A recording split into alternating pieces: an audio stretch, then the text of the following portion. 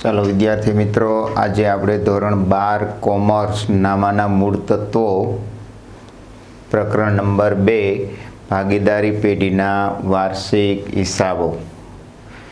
તમે જે 11મા ધોરણની અંદર વાર્ષિક હિસાબો ભણ્યા એ જ પ્રમાણે ધોરણ 12ની અંદર ભાગીદારી પેઢીના વાર્ષિક હિસાબો ભણવાના છે. હવે આ વાર્ષિક હિસાબો એટલે ખૂબ જ અગત્યનું પ્રકરણ છે. પ્રકરણ 1ની અંદર આપણે જે નફા નુકસાન ફાળવણી ખાતું, ભાગીદારના સ્થિર મૂડી ખાતા, અસ્થિર મૂડી ખાતા, ચાલુ ખાતા એ બધાની માહિતી મેળવીશ. હવે અહીંયા 11માની અંદર જે તમે વેપાર ખાતું ભણ્યા હતા એની માહિતી એના નમૂનાઓ તરીકે જોવાનું, પરંતુ વાર્ષિક હિસાબની અંદર ખૂબ સારા માર્ક્સ મેળવવા માટે આ નમૂનાઓ ખૂબ જ અગત્યના છે. એ નમૂનાઓ વ્યવસ્થિત ધ્યાનથી વારંવાર વિડીયો જોવાથી અથવા વારંવાર વાંચન કરવાથી જ યાદ રહેશે અને એ યાદ રાખવા ખૂબ જ અગત્યના છે.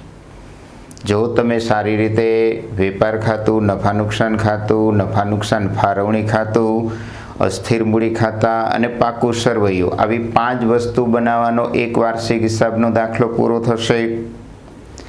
બીજી રીતની અંદર વેપાર ખાતું 1 નંબર, 2 નંબર નફા નુકસાન ખાતું, 3 નંબર નફા નુકસાન ફાળવણી ખાતું, 4 નંબર ભાગીદારના સ્થિર મૂડી ખાતા, 5 નંબર ભાગીદારના ચાલુ ખાતા અને 6 નંબર પાકું સરવૈયું. તો એ રીતે 6 વસ્તુ બનાવવાનો વાર્ષિક હિસાબનો દાખલો ગણવાનો થશે. પણ એ વાર્ષિક હિસાબના દાખલા માટે સૌથી પહેલાં આ બધા નમૂનાઓ યાદ રાખવા ખૂબ જ અગત્યનું છે. 11 માર્કનો બોર્ડની પરીક્ષાની અંદર આ વાર્ષિક હિસાબમાંથી દાખલો આવવાનો તો એ 11માંથી તમારે 7, 8, 9 ગુણ મેળવવા હોય તો સૌથી પહેલાં નમૂનાઓ તમને કમ્પ્લીટ યાદ હોવા જોઈએ. એટલા માટે વારંવાર આ નમૂનો તૈયારી કરો, વિડીયોને વારંવાર જુઓ, સાંભળો. એવું હોય તો નમૂનાઓ લખીને તૈયારી કરો. 5-5 વખત એક નમૂનાઓ લખો, પણ કોઈ પણ કારણોસર એ નમૂનાઓ યાદ હશે તો આગળ જતાં જે આપણે હવાલાઓ એ હવાલાઓની અસરો પાકી કરવા માટે પણ તમને સરળ બની જશે.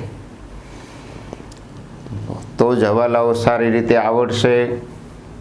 નમૂનાઓ જો પાકા કરશો તો 50-60% હવાલાઓ તૈયારી કરવામાં ખૂબ સરળ બની જશે.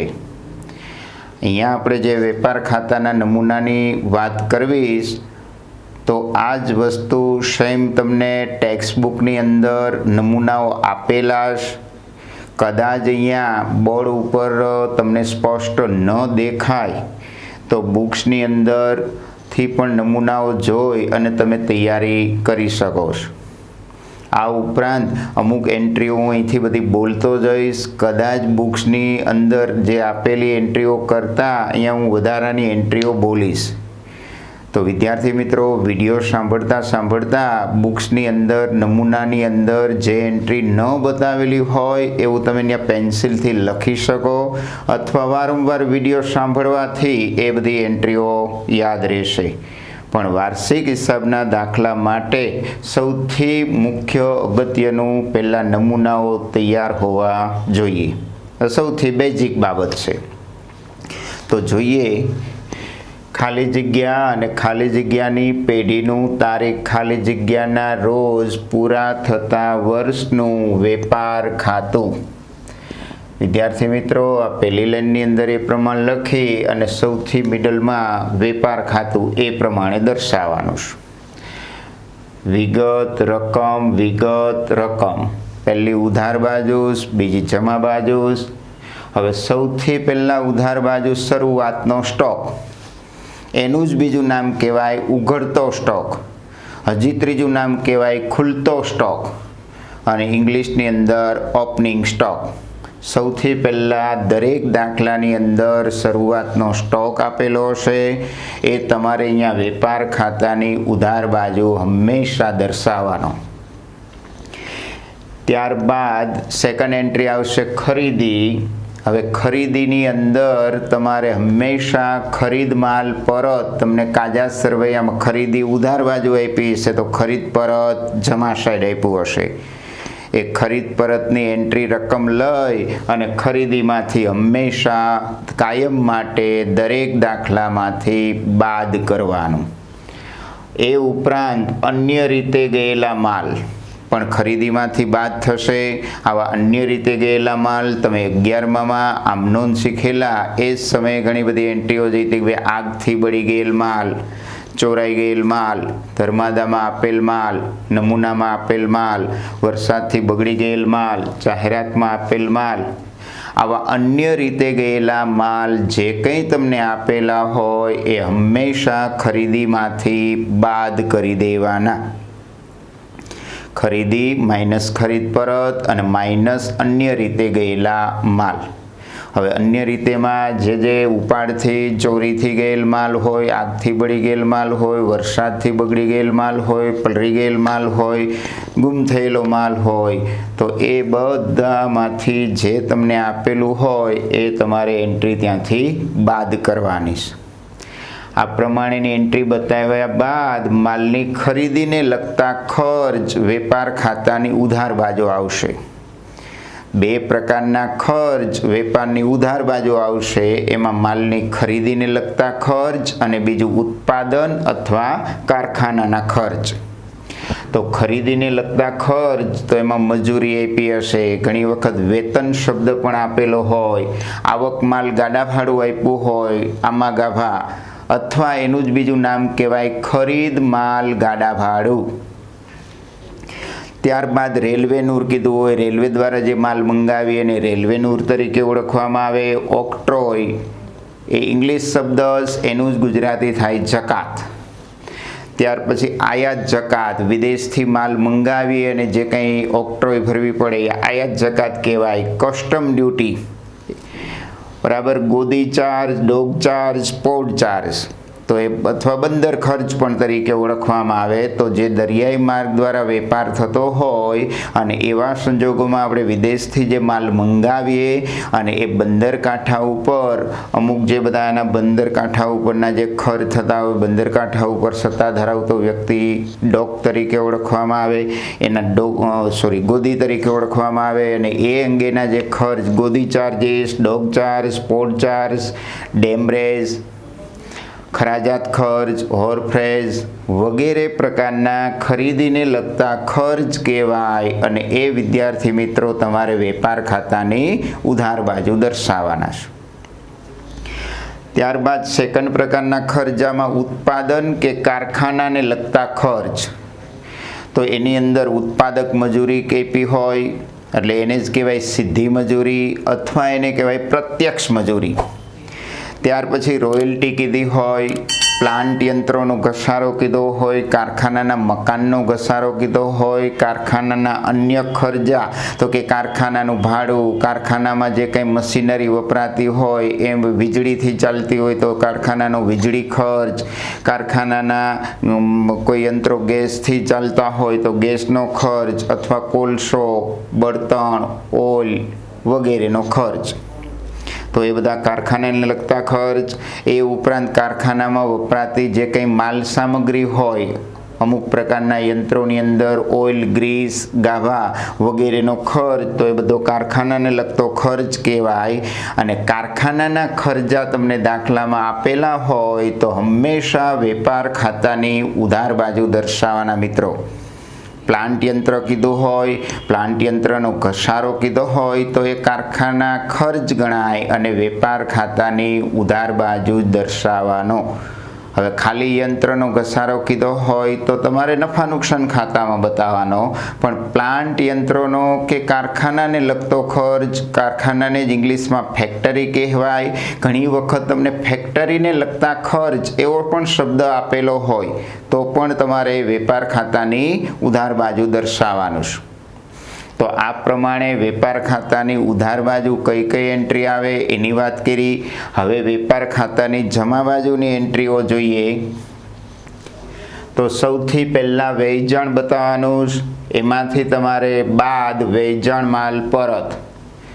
બાદબાકી કરતા જે આવે, જેમ વેચાણ કાજા સરવૈયાની જમા બાજુ આપ્યું હશે તો વેચાણ પરત કાજા સરવૈયાની ઉધાર સાઈડ આપેલું હશે તો વેચાણની એન્ટ્રી દર્શાવો, એમાંથી વેચાણ માલ પરત હંમેશા બાદ કરવાનો અને બાદબાકી કરતા જે કંઈ આઉટર કોલમમાં તમે જે રકમ બતાવશો એને કહેવાય ચોખ્ખું વેચાણ. જેમ ખરીદીમાંથી ખરીદ પરત બાદ કરીએ એટલે ચોખ્ખી ખરીદી આવે. હવે ઘણી વખત તમને વ્યવસ્થિત ખરીદી એવો શબ્દ ત્યાં ઉલ્લેખ કરેલો હોય તો વ્યવસ્થિત ખરીદીનું સૂત્ર થાય કે શરૂઆતનો સ્ટોક વત્તા ખરીદી વત્તા ખરીદીને લગતા ખર્ચ માઇનસ ખરીદ પરત માઇનસ આખર સ્ટોક. આ વ્યવસ્થિત ખરીદીનું સૂત્ર. વિદ્યાર્થી મિત્રો, જો દાખલામાં વ્યવસ્થિત ખરીદી આપેલું હોય તો તમારે શરૂઆતનો સ્ટોક દર્શાવવાનો થશે નહીં અને વ્યવસ્થિત ખરીદી સીધી વેપાર ખાતાની ઉધાર બાજુ દર્શાવી દેવાની. હવે વ્યવસ્થિત ખરીદીનું જે સૂત્ર થાય કે ભાઈ શરૂઆતનો સ્ટોક વત્તા ખરીદી વત્તા ખરીદીને લગતા ખર્ચ, એમાંથી ખરીદ પરત અને આખર સ્ટોક બાદ કરશું. તો વ્યવસ્થિત ખરીદી તમને આપેલી હશે તો આખર માલ સ્ટોકના હવાલાની એક જ અસર થાય, એટલે માત્ર તમારે તો પાકા સરવૈયાની મિલકત લેણા બાજુ દર્શાવવાનું, કારણ કે વ્યવસ્થિત ખરીદીમાંથી બાદ થઈ ગયું. એટલે આખર માલ સ્ટોકની તમે જે અહીંયા વેપાર ખાતાની જમા બાજુ એન્ટ્રી બતાવતા હતા એ એન્ટ્રી વ્યવસ્થિત ખરીદીમાંથી બાદ થઈ ગઈ એટલે બતાવવાની થશે નહીં. તો આખર માલ સ્ટોક તમને કાજા સરવૈયાની અંદર આપેલો હશે તો એની એક જ અસર પાકા સરવૈયાની મિલકત લેણા બાજુ દર્શાવાશે. આ ખાસ યાદ રાખવાનું. એટલે વેચાણ માઇનસ વેચાણ માલ પરત એટલે બહાર ચોખ્ખું વેચાણ બતાવવાનું. ભંગાર માલનું વેચાણ કીધું હોય તો પણ એ અહીંયા વેપારની જમા બતાવવાનું. આખર માલ સ્ટોક અથવા એને કહેવાય અંતિમ સ્ટોક અથવા બંધ થતો સ્ટોક અને ઇંગ્લિશમાં એને ક્લોઝિંગ સ્ટોક તરીકે ઓળખવામાં આવશે. આ પ્રમાણે વેપાર ખાતાની જમા બાજુ બહુ લિમિટેડ ઓછી એન્ટ્રીઓ, બરાબર. એટલે એ પ્રમાણે થઈને એમ યાદ રાખી શકો કે ભાઈ વેપાર ખાતાની જમા બાજુ બસ આ 3 એન્ટ્રી આવે. એ સિવાયની બધી વેપારની ઉધાર બાજુ. અને મારા વર્ષોના અનુભવના આધારે મારી એક એવી સલાહ કે વેપાર નમૂનાઓ જે તમે 11માં એ વાર્ષિક હિસાબ સારી રીતે ન ભણ્યા હોય તો અહીંયા 12મા ધોરણની શરૂઆતથી જ કે ભાઈ મારે વેપાર ખાતું 5 થી 7 વખત વ્યવસ્થિત વાંચન કરી અને એને નમૂનો યાદ રાખો છો, પછી જ નફા નુકસાનમાં જવાનું. તો તમને એ પ્રમાણેની એન્ટ્રીઓ વધારે મગજની અંદર યાદ રહી જશે અને કામ કરવાની પછી શ્યોર થઈ જશે કે ભાઈ હાલો આ એન્ટ્રી તો વેપારમાં આવે. પેલું વેપાર ખાતું 1-2 વખત વાંચન કરી અને નફા નુકસાન ખાતામાં જાઓ તો એકબીજા ખાતાની એન્ટ્રીઓ એકબીજામાં મિક્સ થઈ જશે. આવું ન થાય એટલા માટે વેપાર ખાતું 4-5 વખત વ્યવસ્થિત વાંચન કરી તૈયારી કરી અને રફ બુકની અંદર એક વખત મૌખિક લખી નાખવાનું. અને આવી બધી વ્યવસ્થિત જો ધીમે ધીમે વાર્ષિક હિસાબ છે ને એટલે ખૂબ મહેનત માગી લે એવું પ્રકરણ છે. અહીંયા વાર્ષિક હિસાબની અંદર કોઈ એવો તાત્કાલિક એવો ચમત્કાર નહીં થાય કે ભાઈ કાલે આવડી જાય. ધીમે ધીમે રોજ એમાં થોડી વ્યવસ્થિત પ્રિપેરેશન કરતા જશો તો વ્યવસ્થિત મહિનો દિવસની અંદર ઘણી બધી વાર્ષિક હિસાબની અંદર ગ્રીપ આવી જશે. પ્રકરણ પૂરું થઈ ગયા પછી બી તમે એને વારંવાર પુનરાવર્તન મહાવરો કરવાનું જો ચાલુ રાખશો વિદ્યાર્થી મિત્રો તો વાર્ષિક હિસાબ ધીમે ધીમે બોર્ડની એક્ઝામ સુધીમાં વ્યવસ્થિત તૈયારી થઈ જશે, સારી એવી તૈયારી થશે અને તો જ સારા માર્ક્સ આવશે. હવે આ પ્રમાણે વેપાર ખાતું પૂર્ણ થઈ ગયા બાદ જો વેપાર ખાતાની જમાનો સરવાળો વધુ હોય તો એ સરવાળો ઉધાર બાજુ મૂકવાનો. એમાંથી ઉધાર બાજુની એન્ટ્રીઓ બાદ કરતા અહીંયા ઉધાર બાજુ જે પરિણામ મળશે એને કહેવાય કાચો નફો. નફા નુકસાન ખાતે લઈ ગયા. આ તમારા ખાતાનું પરિણામ હશે. વેપાર ખાતાની જમા બાજુનો સરવાળો વધુ હોય તેમાંથી વેપારની ઉધાર બાજુનો સરવાળો બાદ કરશો તો ઉધાર બાજુ જે પરિણામ મળે એને કાચો નફો કહેવાય અને એ કાચો નફો નફા નુકસાન ખાતાની જમા બાજુ લઈ જવાનો છે. એનાથી ઉલટું કે જો વેપાર ખાતાની ઉધાર બાજુનો સરવાળો વધુ હોય તો તેમાંથી વેપારની જમાનો સરવાળો બાદ કરતા જમા બાજુ જે તફાવત આવે એને કાજી ખોટ તરીકે ઓળખવામાં આવે. ફરીથી, વેપારની ઉધાર બાજુનો સરવાળો વધુ હોય તો એ તમારે જમા સાઈડ મૂકી જમાની આ એન્ટ્રીઓનો સરવાળો બાદ કરતા અહીંયા જમા બાજુ જે તફાવત આવે એને કાજી ખોટ કહેવાય. આ ખોટ ઉધાર બાજુનો ટોટલ વધુ હતો એટલે ખોટની દરેક પ્રકારની ખોટની ઉધાર બાકી, અને એ તમારે એની નીચે નફા નુકસાન ખાતું બનશે તો ક્રોસમાં નફા નુકસાન ખાતાની ઉધાર બાજુ લઈ જવાની. તો જો અહીં આવેલી છે અને કાચો નફો ઉધાર બાજુ આવ્યો, નફાની હંમેશા જમા બાકી હશે તો એ તમારે નફા નુકસાન ખાતાની આમ જમા સાઈડ લઈ જવાનું છે. તો એ માટે અહીંયા જમા બાજુ, માનો કે અહીંયા કાચો નફો આવ્યો છે તો એને ક્રોસમાં એટલે જમા, અહીંયા કાચી ખોટ આવેલી છે તો એને ઉધાર બાજુ લાવવાની. તો આ પ્રમાણે વેપાર ખાતું વારંવાર વિડીયો જોશો, સાંભળશો અને એ પ્રમાણે થઈને ટેક્સ્ટ બુકની અંદર આપેલ નમૂનાને વ્યવસ્થિત સામે રાખી અને તૈયારી કરશો તો વેપાર ખાતું ઇઝીલી યાદ રહી જશે. હવે એ જ પ્રમાણે હવે એક કે ભાઈ વેપાર ખાતું શા માટે બનાવવામાં આવે એવો અર્થ તરીકે તો કે ભાઈ ધંધાનો અથવા એમ બોલવાનું ભાગીદારી પેઢીનો કાચો નફો અને કાચી ખોટ શોધવા માટે જે ખાતું બનાવવામાં આવે એને વેપાર ખાતું કહેવાય. 11માં સેમ તમે આ જ અર્થ બોલતા હતા પણ ત્યાં એકાંકી પેઢી હતી, અહીંયા ભાગીદારી પેઢીના વાર્ષિક હિસાબો એટલે ભાગીદારી પેઢીનો કાચો નફો અને કાચી ખોટ શોધવા માટે બનાવવામાં આવતા ખાતાને વેપાર ખાતું કહેવાય. વેપાર ખાતાની ઉધાર બાજુ કઈ કઈ એન્ટ્રી બતાવે એ રીતે જેમ આગળ આપણે વેપાર ખાતું અને નફા નુકસાન ખાતાનો તફાવત જોઈશું ત્યારે વધારે વિગતેની વાત કરશું. હવે નફા નુકસાન ખાતાનો નમૂનો જોઈએ વિદ્યાર્થી મિત્રો. તો ખાલી જગ્યા અને ખાલી જગ્યા તો અ અને બ ABC જે તમને નામ આપેલા હોય એ પ્રમાણે નામ લખવાના. ની પેઢીનું તારીખ તો 31/3/2017, 31/3/2020 ના રોજ, એ બધું તમને દાખલાની અંદર આપેલું હશે. ના રોજ પૂરા થતા વર્ષનું એટલે હવે વેપાર ખાતું, નફા નુકસાન ખાતું અને નફા નુકસાન ફાળવણી ખાતું આવા ટાઇટલ મથાળા પણ બોર્ડની પરીક્ષાની અંદર દાખલામાં વ્યવસ્થિત લખવાના છે. તો વેપાર ખાતું, નફા નુકસાન ખાતું અને નફા નુકસાન ફાળવણી ખાતું આ ત્રણેયમાં ટાઇટલ સરખું જ આવશે કે ભાઈ ખાલી જગ્યા અને ખાલી જગ્યાની પેઢીનું તારીખ ખાલી જગ્યાના રોજ પૂરા થતા વર્ષનું. હવે વેપાર ખાતું લખો તો વેપાર ખાતાનું ટાઇટલ થઈ જશે, નફા નુકસાન ખાતું લખો તો નફા નુકસાન ખાતાનું ટાઇટલ, અને નફા નુકસાન ફાળવણી ખાતું લખો તો નફા નુકસાન ફાળવણી ખાતાનું ટાઇટલ થઈ જશે. તો વિગત રકમ પ્રથમ ઉધાર બાજુ, સેકન્ડ જમા બાજુ. હવે ઉધાર બાજુ પહેલી એન્ટ્રી આવશે કાચી ખોટ, વેપાર ખાતેથી લાવ્યા. ત્યારબાદ નફા નુકસાન ખાતાની ઉધાર બાજુ 4 પ્રકારના ખર્ચા આવે વિદ્યાર્થી મિત્રો. તો એમાં એક વહીવટી ખર્ચા અથવા એને સંચાલકીય ખર્ચ કહેવાય. વહીવટી ખર્ચ, તો વહીવટી ખર્ચ સંચાલકીય ખર્ચમાં ક્યાં તો કે પગાર હોય, કર્મચારીનો પગાર, એના ભથ્થા, બોનસ વગેરે. એ ઉપરાંત કોઈ ઓફિસ હોય તો એનું ભાડું, આપેલ ભાડું અથવા ચૂકવેલ ભાડું, વીમો ઉતરાવેલો હોય તો વીમા પ્રીમિયમ, કરવેરા, ટપાલ ખર્ચ અથવા તાળ ટપાલ ખર્ચ, સ્ટેશનરી છપામણી અથવા પ્રિન્ટિંગ સ્ટેશનરી બોલે, કાનૂની ખર્ચ એટલે જ કહેવાય કાયદા ખર્ચ, ઓડિટ ફી, હિસાબો જે ચેક કરાવવામાં આવે તો એ વ્યક્તિને ઓડિટર કહેવાય અને એને જે કંઈ ફી ચૂકવવી પડે એને ઓડિટ ફી કહેવાય. વીજળી ખર્ચ, પ્રોવિડન્ટ ફંડમાં ફાળો અથવા PFમાં ફાળો અથવા કર્મચારી કલ્યાણ ખર્ચ એને જ કહેવાય ભવિષ્ય નિધિમાં ફાળો. તો આ બધા જ ખર્ચાઓ વહીવટી ખર્ચા હતા અથવા સંચાલકીય ખર્ચાઓ.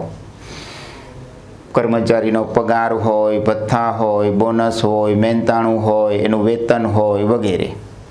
પછી ઓફિસનું ભાડું હોય, બરાબર, ચૂકવેલ ભાડું અથવા આપેલ ભાડું અને કંઈ ન કીધું હોય ને ઉધાર બાજુ ભાડું આપેલું હોય તો એ ખર્ચ ગણાય. આપેલું કહેવાય. વીમા પ્રીમિયમ, કરવેરા, ટપાલ ખર્ચ, સ્ટેશનરી છપામણી ખર્ચ, પ્રિન્ટિંગ ખર્ચ, કાનૂની ખર્ચ, કાયદા ખર્ચ, ઓડિટ ફી, વીજળી ખર્ચ, પ્રોવિડન્ટ ફંડમાં ફાળો અથવા પીએફમાં ફાળો અથવા કર્મચારી કલ્યાણ ખર્ચ અથવા ઘણી વખત ભવિષ્ય નિધિમાં ફાળો એવું જણાવેલું હોય. તો આ બધા વહીવટી ખર્ચા હતા. તો વેપાર ખાતામાં ખરીદીના અને ઉત્પાદન કે કારખાનાના ખર્ચા આવે, એમ નફા નુકસાન ખાતામાં 4 પ્રકારના ખર્ચા આવે. એમાં આ વહીવટી સંચાલકીય ખર્ચની આપણે વાત કરી. હવે વેચાણ વિતરણ ખર્ચ, તો કે જાવક માલગાડા ભાડું. જો આવક માલગાડા ભાડું હોય તો એ ખરીદીને લગતો ખર્ચ કહેવાય, વેપાર ખાતામાં આવશે. તો જાવક માલગાડા ભાડું એ વેચાણને લગતો ખર્ચ કહેવાય અથવા વેચાણ માલગાડા ભાડું તો એ નફા નુકસાન ખાતામાં આવશે.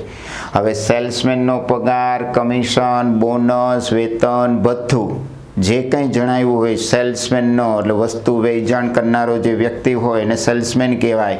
એને જે કંઈ પગાર આપવામાં આવે, બોનસ આપવામાં આવે, કમિશન આપવામાં આવે, વેતન આપવામાં આવે કે ભથ્થા આપવામાં આવે તો એ બધા વેચાણ વિતરણના ખર્ચ કહેવાય. હવે જે ગયા લેસનની અંદર આપણે જોઈ ગયા હતા નફા નુકસાન ફાળવણી ખાતું, એમાંય પગાર, બોનસ, કમિશન, વેતન, ભથ્થું એવું શબ્દ આવતો હતો વિદ્યાર્થી મિત્રો, પણ ત્યાં ભાગીદારોને જ ચૂકવવામાં આવતું હતું. એટલે એ જ વખતે આપણે જોયું હતું કે ભાગીદારને લગતા પેઢીના જે કંઈ ખર્ચા હોય એ નફા નુકસાન ફાળવણી ખાતામાં આવે. અને આ ભાગીદાર સિવાયના ધંધાની બહારના જે પક્ષકારો છે, ધંધા સાથે જે સંકળાયેલા બાહ્ય પક્ષકારો છે, એને જ ચૂકવવામાં આવે એ પ્રકારના પગાર, બોનસ, કમિશન, વેતન, ભથ્થાના ખર્ચાઓ છે. એટલે આ પણ તમારે યાદ રાખવાનું કે ભાગીદારના ખર્ચા હોય, ભાગીદારને લગતા પેઢીએ જ ચૂકવવા પડે તો એ નફા નુકસાન ફાળવણીમાં આવે. અને ભાગીદાર સિવાયના પગાર, બોનસ, વેતન, ભથ્થું, મહેનતાણું જે કંઈ હોય તો એ નફા નુકસાનની ઉધાર બાજુ આવશે. હવે જાહેરાત ખર્ચ અથવા વિજ્ઞાપન ખર્ચ કહીએ, એને જ નમૂના ખર્ચ કહેવાય. હવે આપેલ વટાવ અંદર દર્શાવવાનો, એમાં હંમેશા દેવાદાર, વટાવ, અનામત, નવું હવાલાનું તમારે ઉમેરવાનું. દેવ, અન્ના, નવું હવાલાનું ઉમેરવાનું. એ બંનેના સરવાળામાંથી દેવાદાર, વટાવ, અનામત, જૂનું અથવા કાજા સરવૈયાનું બાદ કરવાનું. આ ફોર્મેટ તમારે આપેલ વટાવનું યાદ રાખવાનું. તો એ જ પ્રમાણે આગળ જતાં આપણે દેવાદાર, વટાવ, અનામતનો હવાલો જોઈશું તો એ સરળતાથી યાદ રહી જશે. અથવા નમૂનો અહીંયા યાદ રાખો એનું ફોર્મેટ, તો એ હવાલો આવડી જશે. અને હવાલો યાદ રાખશો તો એ પ્રમાણે તમે અહીંયા એન્ટ્રી દર્શાવી શકશો. શોરૂમના ખર્ચા, વખાર ખર્ચ, ગોડાઉન ખર્ચ, પેકિંગ ખર્ચ, ઔદ્યોગિક પ્રદર્શનમાં ભાગ લેવાનો ખર્ચ, આ તમામ વેચાણ વિતરણના ખર્ચાઓ હતા. અને એ નફા નુકસાન ખાતાની ઉધાર બાજુ આ બીજા પ્રકારના ખર્ચા. વેચાણ વિતરણ ખર્ચમાં જાવક માલગાડા ભાડું અથવા વેચાણ માલગાડા ભાડું, સેલ્સમેનનો પગાર, બોનસ, કમિશન, વેતન, જાહેરાત ખર્ચ, વિજ્ઞાપન ખર્ચ, નમૂના ખર્ચ, આપેલ વટાવ, એમાં તમારે દેવાદાર, વટાવ, અનામત, નવું હવાલાનું ઉમેરવાનું અને દેવાદાર, વટાવ, અનામત, જૂનું કાજા સરવૈયાનું બાદ કરવાનું. હવે અહીંયા વિદ્યાર્થી મિત્રો આ પ્રમાણેનું ફોર્મેટમાં જો એન્ટ્રી બતાવતા તમારે માઇનસ બાકી આવે તો એને તમારે નફા નુકસાન ખાતાની જમા બાજુ દર્શાવવાનું. ઋણ બાકી આવે તો એને અહીંયા બહાર નથી બતાવવાનું, પણ આપણે જે તમે ગણિતમાં ધોરણ 10ની અંદર જે બધા બેઝિક રૂલ્સ શીખીને આવેલા એ પ્રમાણે કે ભાઈ આ નફા નુકસાન ખાતાની એમ કોઈ પણ ખાતાની ઉધાર બાજુ અને જમા બાજુ તો એ બેની વચ્ચે બરાબર જેવી નિશાની છે એવું તમારે સમજવાનું. તો ઉધાર સાઈડ બરાબરની સામેની બાજુ માઇનસ છે અને પ્લસમાં ફેરવવા માટે સામેની બાજુ એન્ટ્રી કન્વર્ટ કરવી પડશે. ત્રીજા નંબરના ખર્ચા જોઈએ તો નાણાકીય ખર્ચાઓ. બરાબર, નાણાંને લગતા જે કંઈ ખર્ચ થાય એ ત્રીજા નંબરના ખર્ચા નફા નુકસાન ખાતાની ઉધાર બાજુ દર્શાવાશે. એમાં ભાગીદારની લીધેલ લોનનું વ્યાજ. આપણે પહેલા પ્રકરણની અંદર જે કંઈ મોટા દાખલાઓ જોયા, થિયરી જોઈ, એની અંદર ભાગીદારે જે પેઢીને લોન આપેલી હોય તો એના ઉપર પેઢી વાર્ષિક 6% વ્યાજ ચૂકવે, સ્પષ્ટતા ન હોય તો.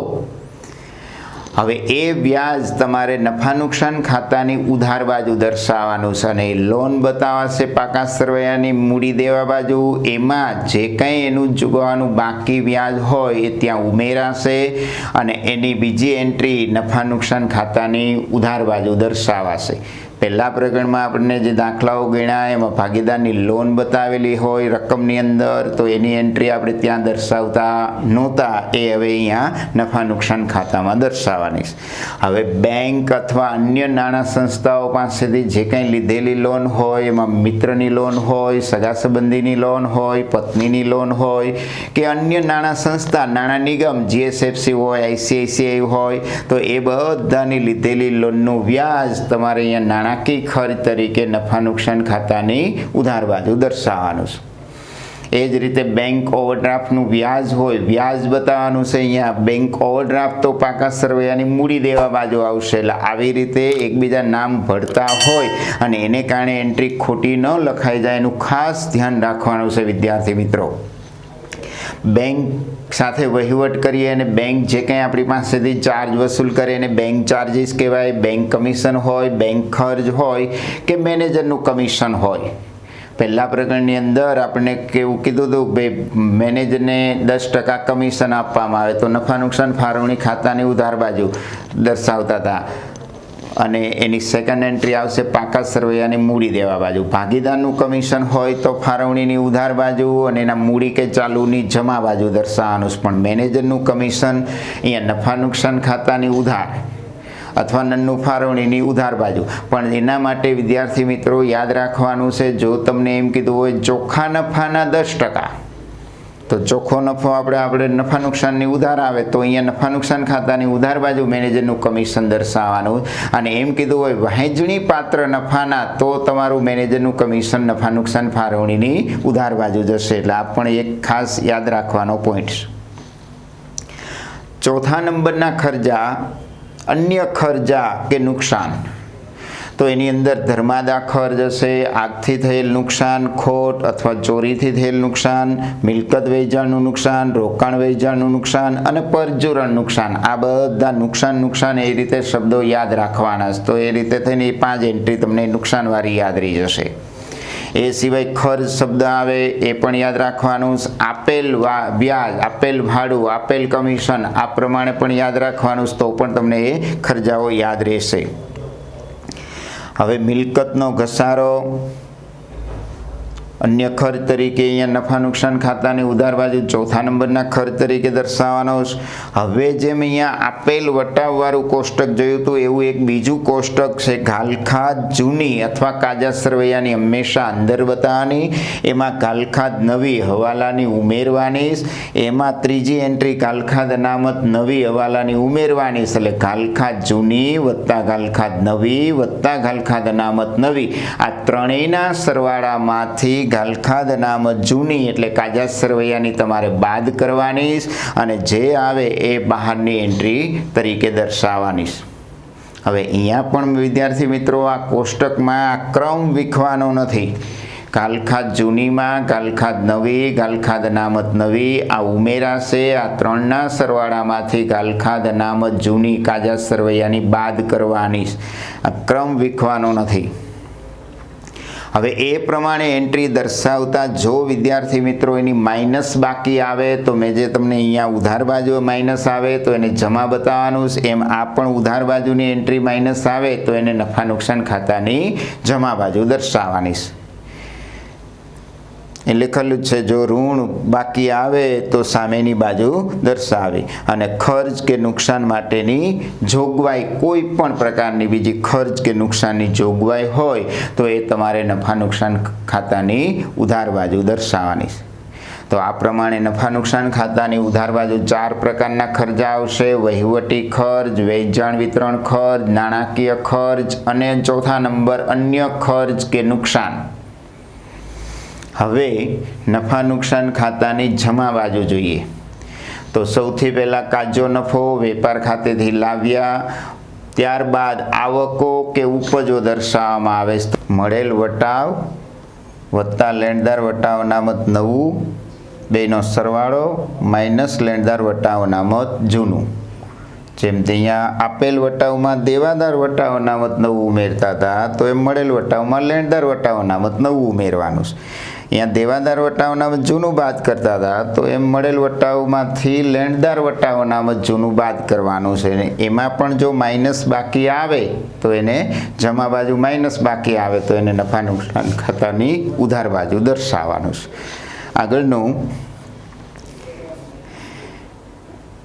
તો રોકાણોનું વ્યાજ, ધીરેલી અથવા આપેલી લોનનું વ્યાજ, કાલખાત પરત એનું જ બીજું નામ થાય ડૂબેલા લેણા વસૂલાત, ઉમેદવાર પ્રીમિયમ એનું જ બીજું નામ થાય એપ્રેન્ટિસ પ્રીમિયમ, રિકરિંગ ખાતાનું વ્યાજ, બેંકમાં એ પ્રકારે દર મહિને પૈસા જમા કરવા માટેનું ખાતું ખોલ્યું હોય એને રિકરિંગ ખાતું કહેવાય, અને એની ઉપર જે કંઈ વ્યાજ આવે એ બધી આપણી ધંધાની આવક કહેવાય. બચત ખાતાનું વ્યાજ હોય, ફિક્સ ડિપોઝિટ એટલે બાંધી મુદતના ખાતાનું વ્યાજ હોય, પસ્તી વેચાણની આવક હોય, ભંગાર વેચાણની આવક હોય, પરચુરણ આવક હોય, મિલકત વેચાણનો નફો, રોકાણ વેચાણનો નફો અને અન્ય મળેલી આવક નફા નુકસાન ખાતાની જમા બાજુ દર્શાવાય.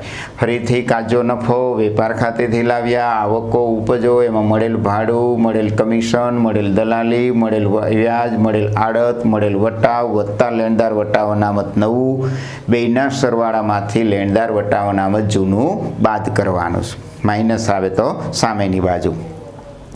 આપેલી કે ધીરેલી લોનનું વ્યાજ, રોકાણોનું વ્યાજ, કાલખાત પરત, ડૂબેલા લેણા વસૂલાત, ઉમેદવાર પ્રીમિયમ એને જ કહેવાય એપ્રેન્ટિસ પ્રીમિયમ, રિકરિંગ ખાતાનું વ્યાજ, બચત ખાતાનું વ્યાજ, બાંધી મુદતના ખાતાનું વ્યાજ એટલે એફડીનું વ્યાજ, પસ્તી વેચાણની આવક, ભંગાર વેચાણની આવક, પરચુરણ આવક, મિલકત વેચાણનો નફો, રોકાણ વેચાણનો નફો અને અન્ય મળેલી આવકો નફા નુકસાન ખાતાની જમા બાજુ દર્શાવાય.